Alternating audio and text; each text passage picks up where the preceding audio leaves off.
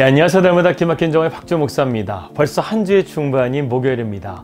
오늘도 주님의 은혜의 평강이 여러분들과 함께 하시기를 주님의 이름으로 기도합니다. 어느 목사님께서요 20년 동안 위장병을 앓았다고 합니다. 아무리 기도하고 약을 먹고 수술을 해도요 이 병이 낫지를 않는 거예요. 그래서 거의 죽을 것 같았다고 합니다. 그래서 그는 마지막으로 찬송을 부르기로 했습니다. 목사님은 이러한 마음으로 하나님을 찬송했다고 합니다. 하나님의 영광을 위해서 찬송합니다. 죽어도 좋습니다. 당신이 뜻이 있을 것을 생각하고 감사합니다. 이렇게 말하면서요 모든 것을 주님께 맡기면서 하나님을 찬송을 드렸다고 합니다. 더 나아가서 주님이 하시는 모든 일들에 감사까지 드리면서요 계속해서 하나님을 찬송했다는 것이죠. 그런 신뢰를 가지고 하나님을 찬송하는 가운데서요 목사님의 위장병이 깨끗하게 나았다는 것입니다. 여러분, 입술로 믿는 하나님이 아니라 내 삶 전체로 믿는 하나님을 믿을 때 이러한 역사가 나타날 수가 있습니다. 우리 날마다 기막힌 정호 식구들도 온전한 삶으로 주님께 영광 돌리는 삶이 되어질 때 날마다 하나님의 놀라운 역사를 경험하는 복된 삶이 될 줄을 믿습니다. 2022년 3월 17일 날마다 기막힌 정호 시작합니다.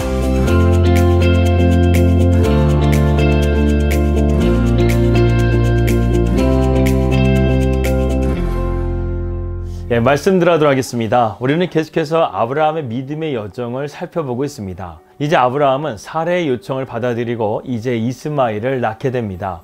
아브라함은 하나님의 약속을 받고 10년을 기다렸죠. 이스라엘 문화에 있어서 10이라는 숫자는 완전수에 해당합니다. 따라서 그들이 정말 참을 만큼 참았다는 것을 의미한다는 것이죠.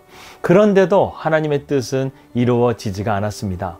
그래서 사레는 인간적인 방법을 통해서 자신의 수치를 벗어버리고자 했습니다. 그리고 아브라함은 사레의 말을 들으며 믿음을 따르는 길에서 벗어나게 되죠. 처음에 그들이 생각했을 때는요 동침하자마자 하갈이 임신을 하게 되자 이것을 하나님께서 좋게 보신 것으로 생각을 했었습니다.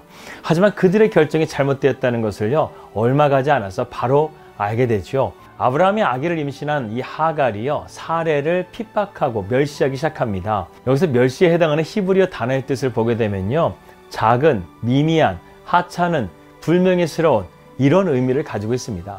사레는 하갈을 통해서 이 수치에서 벗어버리려고 했지만 오히려 하갈을 통해 그들은 더 큰 수치를 받게 되었다는 것입니다. 여러분, 이처럼 죄는요 언제나 우리에게 위험과 어려움을 초래하게 됩니다. 그리고 그 속도는요 너무나 빠르게 된다는 것이죠. 하갈의 대리모로 삼아 이 아기를 낳겠다고 생각했던 이 사레의 계획은요 엉뚱한 결과를 초래하고 말았습니다. 결국 가정의 기쁨을 선사하기는커녕 서로가 서로에게 돌아서도록 만들었다는 것이죠. 사레는 아브라함에게 오늘 5절에서 이렇게 말합니다. 사레가 아브라함에게 이르되 내가 받는 모욕은 당신이 받아야 옳도다. 내가 나의 여정을 당신의 품에 두었거늘 그가 자기의 임신함을 알고 나를 멸시하니 당신과 나 사이에 하나님께서 판단하시기를 원하노라. 이렇게 말씀했습니다.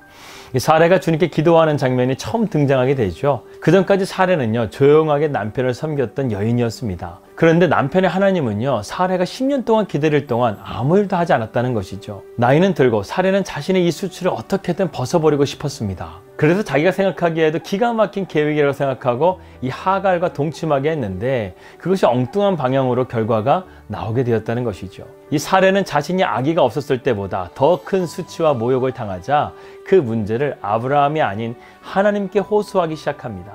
아브라함은 놀랬죠. 사레는 정말 침착한 여인이었습니다. 그녀는 아브라함이 애굽에서 자기를 누이라고 속여서 팔려고 했을 때도 돌아와서 남편에게 단 한마디도 하지 않았던 여인이 바로 사레였어요.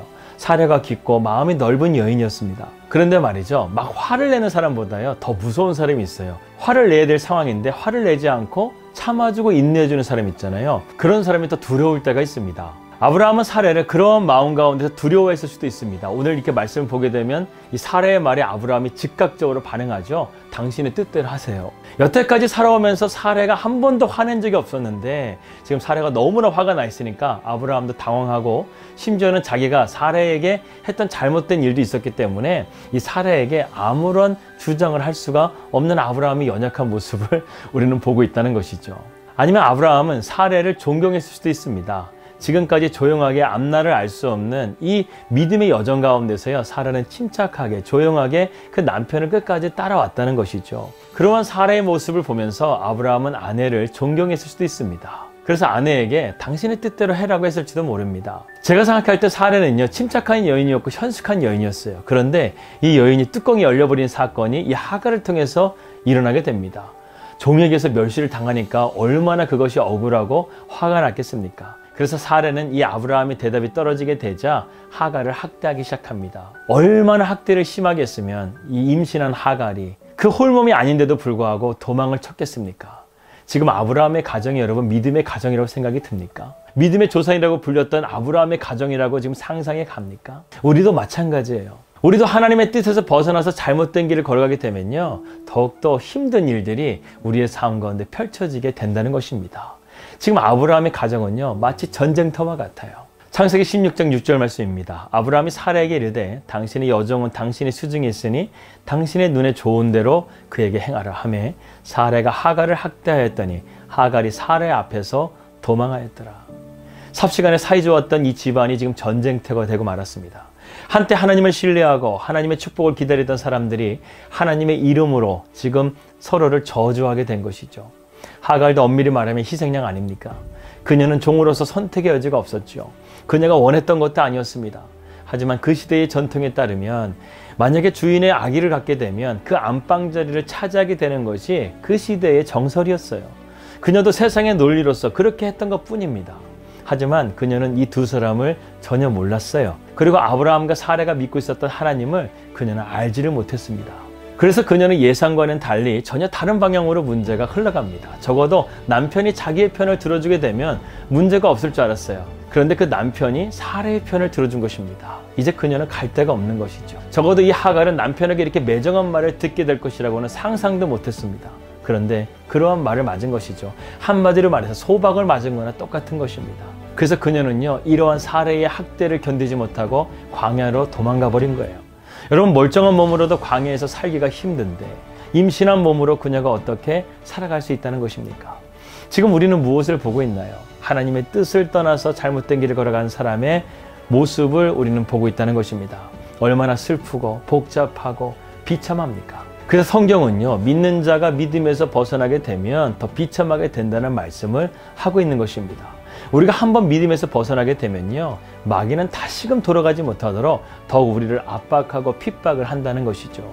사라의 핍박이 얼마나 심각했으면 임신한 여인이 자신의 생명을 돌보지도 않고 광야로 도망을 갔겠습니까? 이것이 믿음의 여인의 모습입니까? 그렇지 않다는 것이죠. 여기에 보게 되면 하나님은 없습니다. 정말 악만 남아있는 집안 같아요. 이것은 아브라함의 믿음의 여정의 위기였습니다.